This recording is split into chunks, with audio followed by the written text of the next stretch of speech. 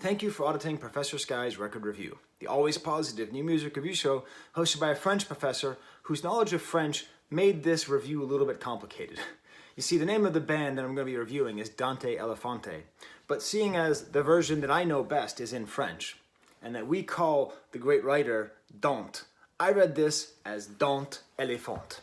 That's not how it's pronounced. This is all the brainchild of an artist named Ruben Zarate. You see, the reason that I mispronounced it is because I do actually have a doctorate in French. And interestingly enough, where Ruben Zarate is from is the very same place where I got that doctorate. The University of California, Santa Barbara. This sweatshirt was purchased in the great kind of raining weather event of 2008. I was at the bookstore and it started to rain a little bit. Californians cannot handle rain. So it's really nice because he's from this little tiny town outside of a little teeny tiny city, and for the first time in a long time I'm listening to music where I can actually associate it with place, you know? I've been reviewing albums from like Ghana and England and Norway, you know, kind of all over the place, and it has kind of an alienating feeling. It's nice because I'm traveling out into the world and I'm trying to study things and understand different perspectives, but when I hear this album, I very much hear the interesting and underappreciated spirit of that part of the world, of Santa Barbara. Now I am like, you know, I spent a lot of great times in my life there. You know, getting your doctorate's fun. I was at family student housing and my kids were born at the hospital.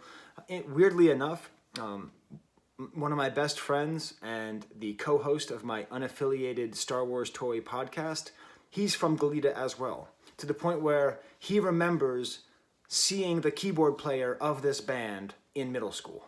So it's kind of like a nice, weird, small world. And the thing that I'll say is that this music, I believe, manages to communicate the artistic potential and beauty of Santa Barbara in a way that I have never heard before, okay? We're talking, who else do we have representing Santa Barbara? Well, we have Katy Perry, who sort of lived there for a small period of time, from Goleta, as a matter of fact. We have Jack Johnson, who I can't listen to. I appreciate that he's probably a good guitarist, but I can't quite stand it. But what this album, Mid-Century Modern Romance, is able to do is, you even hear it in that title, a kind of clever, smart, catchy title, is he made an album that is fun, breezy, very tight. The music is very tight, very West Coast sounding. But the thing I'd classify it as is kind of a retro soul album. But this is the thing. If I tell you it's retro soul, I would run, okay? That just does not sound good to me. Like, usually, there's a lot of retro soul albums that come out that I listen to and I just go, no, thank you. Stop trying so hard. That's not the case with this. There's something about this that sounds very honest. It sounds like it is the real emotional, the real artistic vision of this person making this music and his band. I would say that I would definitely recommend, and I'll put a link in the description, checking out their YouTube channel, just because they have a lot of great videos there. One of them, a few of them, is them performing live. And seeing them live helps me to understand the music better. Everything is just so clean, you know? Like, there's no distortion anywhere. Every single member of the band is playing a different kind of Fender guitar. Now, if you're not into gear and stuff, I'm not really either, but it does send a kind of message that what you're looking for is clean sounds, right? Clean, nice sounds. So I think the lead singer is playing a jazz master, and the rhythm guitarist is playing a Telecaster, and the bassist is playing a jazz bass, and just this kind of clarity that comes with, you know, nice single coil pickups and just well-played guitar and very tight drumming and clean keyboards. It sets a really nice background, a nice landscape for this songwriter and this singer to come in. And his voice has amazing range and amazing character. The thing is, kind of like the album title itself, Dante Elephante, and I'm going to use that term sort of interchangeably for Ruben Zarate and for the band, because I think it's basically just like the band is supporting him. I don't think they're contributing too much to the music. I don't know. Maybe you could put in the comments if you know the answer to that. But, you know, like, the name itself is clever, is cool, is funny. I mean, the idea of mid-century modern romance made me think a lot, you know.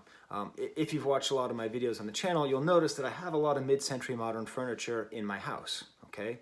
I can't help it. I'm a bourgeois pig like anyone else, and that's what's very much in style, and that is very much in keeping with the kind of music that we have on this album, you know? clean lines, okay? You know, not ornate details, but clean, sleek lines that are aesthetically pleasing. That's what we have with the music. That's what we have with mid-century modern furniture, right? But then combining that with modern romance then links up to the themes of the album. A lot of the themes of the album are about modern romance, or about fidelity, infidelity, and apparently like open relationships as well. Not quite sure there. But that whole kind of like mid-century modern furniture is very right now, right? Like it's very hot right now. That's what people get now. But it's also looking backwards. And I think that in and of itself echoes what's happening in the album, with this kind of retro, clean soul that reminds you of, I don't know, Al Green and the Ohio Players, all sort of being in a very of-the-moment album. I think the title, the cover shows a lot of the album as well, kind of show it there. First of all, those are the gaucho colors, the blue and the yellow of UCSB. I don't know if that's on purpose. But, you know, you see he doesn't have the sort of traditional lead singer posture, right? The picture almost looks ironic, but I don't think it really is, okay? And it's just, there's something about that a little bit offbeat, a little bit off kilter, and definitely not trying to be the rock and roll player guy, right? Like he's going for something else. All throughout the album, there's beautiful instrumental breaks where they pare down a couple of the instruments and it works well. It is such a lovely album to listen to. I really see it's like less than a half an hour long. And especially right now, I really suggest doing this. So instead of like having a full like music video, they decided to make what they call a cruise stream. So you can watch the entire album with lyrics underneath while they just drive around Santa Barbara. And it really works. I mean, listening to the album is how it feels. And I know this sounds ridiculous, right? Because Santa Barbara is known for its wealth and its privilege and its affluence. That is true, but that's not all that Santa Barbara is. And it certainly isn't all that Goleta is, right? Of course, there's working class parts of any place in the world. And part of what makes this drive through nice is that it's not just a drive through all the fancy places, it's a drive through the schools, it's a drive through all the neighborhoods. And it really is that feeling, that clean, clever, laid-back feeling of being in Goleta and being in Santa Barbara. I actually commented on the video, and he responded, saying that he would watch this review while eating a burrito at a place called Freebird's. If you are ever in Los Angeles, there are two places it is worth driving 100 miles to eat in Santa Barbara. Super Rica, which is maybe the best restaurant I've ever eaten at in my entire life, and Freebird's, which has the best burritos. They're overhyped, all that stuff, right? Like they're so hyped that you can't believe they're that good, but they really are that good. I would say the thing I miss about Santa Barbara is the burritos. That's about it. That's the main. I used to eat like 4 burritos a week, which now that I'm in my 40s, I probably couldn't pull off. Okay, so as I like to do, I'm going to go through the whole album track by track, but first I'm going to give you my homework. You're just auditing this class, there's not going to be any grade, but still, I'm going to give you some homework. I'm going to include a link to a video that I think you should watch before continuing, or right after I describe it, right? Just so you get the sense of what does Dante Elephante's music sound like, okay? So I'll include the link up there, and the song is called Santa Barbara. Perfect, right? But this song, I think, best encapsulates this album, this ability. This video, first of all, is driving along the street that goes right along the ocean, which is very nice. But it's the whole feel of the album in this one song. Breezy, slightly funky drums. Reminds me a little bit of that song Between the Sheets. A great mixture of instruments here. There's like this great use of like a talk box or a vocoder, which mixes in the chorus with the regular singing. And this even does something which is nearly impossible to do. It is a good song that has chimes. I hate chimes and fretless basses, but this somehow has a good song with chimes. It has this bridge, which you just have to, please, do me a favor, okay? Go listen to the bridge of this song. It has this like thing where it goes ooh-you on the vocoder, and then the keyboard like echoes it back and forth, and then they kind of have this little interplay, and it just sounds so nice. The lyrics themselves are all about going back home. You know, I mean, nobody like actually makes it in Santa Barbara, right? Santa Barbara's kind of like Rochester in a way, where it has an insufferable, smug superiority complex, but also a kind of sad inferiority complex, right? Like no one makes it from Rochester. You have to go to Buffalo or you have to go to New York. And the same thing goes with Santa Barbara, where it's a great place and there's a lot of artistic power to it, but no one's going to make it from there. So he lives in Los Angeles, and this is the song about going back, which is one of my favorite themes that young people make music about, because it is a very complicated emotion going back home, and just about how the problems follow him. And it seems to be about finding this trouble in these relationships in his mid-century modern romance. Just a great song, a great example of what makes this album so unbelievably listenable and likable. I should say that this passed the test. All members of my family enjoyed it. My wife particularly thought it was quite enjoyable. And I watched the entire video with my son. You know, we moved to Rochester when he was like 5, so he doesn't remember Santa Barbara too much, but that's what he remembers. He remembers being in a car seat, just driving around listening to music. I mean, we only listened to In Rainbows back then, but you get the point. So I'll now go through the rest of the album, now that you've had a chance to listen to Santa Barbara. The opening track is called Find Somebody to Love. This is one of 2 albums, which the first like 10 seconds of the song, I'm like, why is everybody trying to make Al Green music? 2 times in 1 week, very odd. But why not? Al Green made great music and no one else is making music like that anymore. The vocals are just very sweet and you really connect. There's something about his vocals that you just feel a real human connection to him. I don't know if it's his range or what he's singing, but it's a pretty special thing to have a singer that you can connect with so much. I don't like being one of these music producers music reviewers who complains about production. The voice is a little bit low in the chorus. 0 out of 10. I don't really care. But the nice thing is, out of that, there are these clean guitar lines that take it out. And then the bridge is like just guitar, drums, and voice. Lots of great guitar work. Again, very clean, nice guitar work. Nothing too fancy, right down the middle. And then another great instrumental break with keyboards and drums. This appears to be a song like about open relationships. So, I don't know. I have a lot of mixed feelings about the tenability of such an arrangement, but that is modern romance, and these are a lot of these questions. Until you come home, I want you to be satisfied. Okay. The next track is called Jenny, more of a disco feel. This actually reminds me a lot more of Earth, Wind, and Fire. And again, just a beautiful instrumental break with just this double hi-hat drum thing happening and these congas and the saxophone playing. It's sort of a lot of the best stuff that was happening in that lighter soul music of the 70s, all right here in the 2020s. Next track, Emotion, for some reason kind of reminded me of Chicano Batman. Just in the production and the sort of atmosphere of it. It's another kind of disco-like track, but this time a little more based on disco guitars. Then the title track, Mid-Century Modern Romance. This time we have a drum machine, which is okay, but I really love the drumming on this album in general. But the voice is a little bit lowered. It's nice.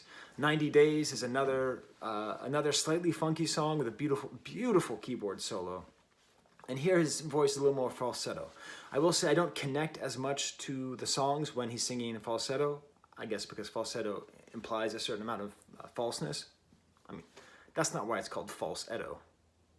But anyways, is there any connection between falsetto and falseness? I don't think so. But you know, there is a kind of distance between falsetto because it's not your natural singing voice. So there you go. Las Vegas. A very kind of, it's funny, but a song about going to Las Vegas is the most Los Angeles song you can have, I think. It's just about traveling to Las Vegas, which is just a part of living in LA. Here it seems to be about the need to change and to grow and the difficulty of changing and growing. And maybe this is part of this whole larger song, larger theme of the album about modern romance. Really nice singing on the chorus and a very clean guitar line in the post-chorus.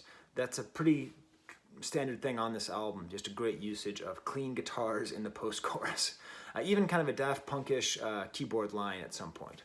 We then get to the song Santa Barbara, which I've already mentioned, and this very tight, clean, wonderful album ends with the song Birds of Paradise. Now I'm going to do something that I really don't like to do, but I'm going to do it anyway, because I told my wife I would do it.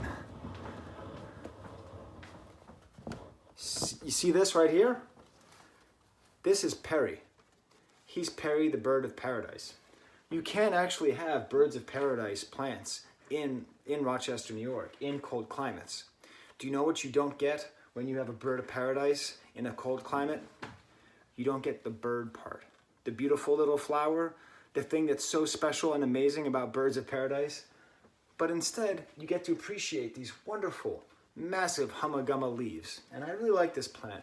And I sort of like it symbolically, you know? That like Santa Barbara has these kinds of flash, and it is true. When you live in Santa Barbara, it's kind of a joke because you look over there and there's the mountains, you look over there and there's the ocean, and then in between you have actual birds of paradise, these little white and orange little flowers looking at you. And my life now is no less beautiful.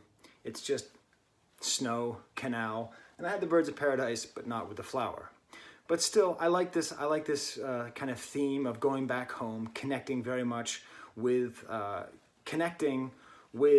this idea that Santa Barbara is dominated by the birds of paradise, and so it feels like it's continuation from the next song. Again, in the falsetto, and he even mentions in the song, this is the last song, a little self-referential. Part of the cleverness and the wit that permeates this album, I don't know, I think that's an interesting thing about this album is how witty it is and emotional at the same time. Often wit is the enemy of emotion, right? Because if you're being witty, you're not thinking about being true, you're thinking about how to be smart and funny. And this album manages to do both at the same time, which is maybe because the guy's from a university town. I don't know. There's almost a full orchestra at one point and just beautiful horn usage. So there you go. There's my review of mid-century modern romance by Dante Elephante. A very enjoyable album, particularly if you're like me and you live in kind of a drab place in kind of Nowheresville. I just put on his music video, the full half-hour video of just driving around listening to this.